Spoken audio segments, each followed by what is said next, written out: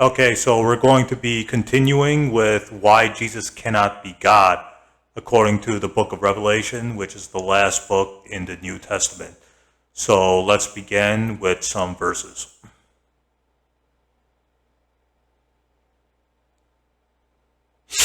In the book of Revelation clearly portrays a distinction between God and Jesus Christ.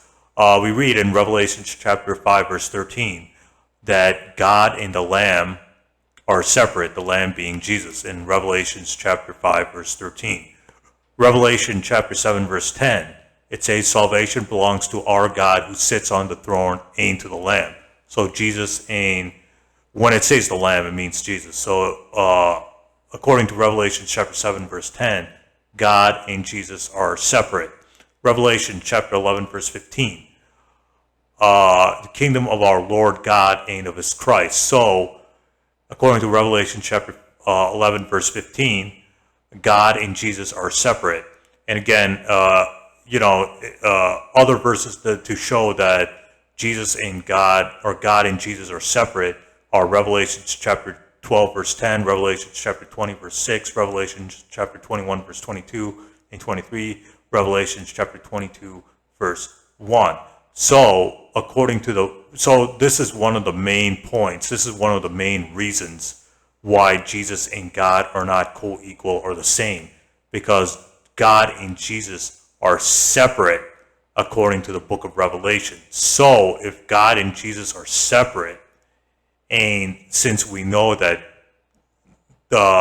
Jesus has a God according to the book of Revelation chapter 3 verse 2 and book of Revelation chapter 3 verse 12, if God and Jesus are separate and if Jesus has a God, then according to the book of Revelations, Jesus can't be God because God and Jesus are separate and Jesus has a God. So Jesus is lesser than God and has a God. So therefore Jesus is not co-equal with God or God himself.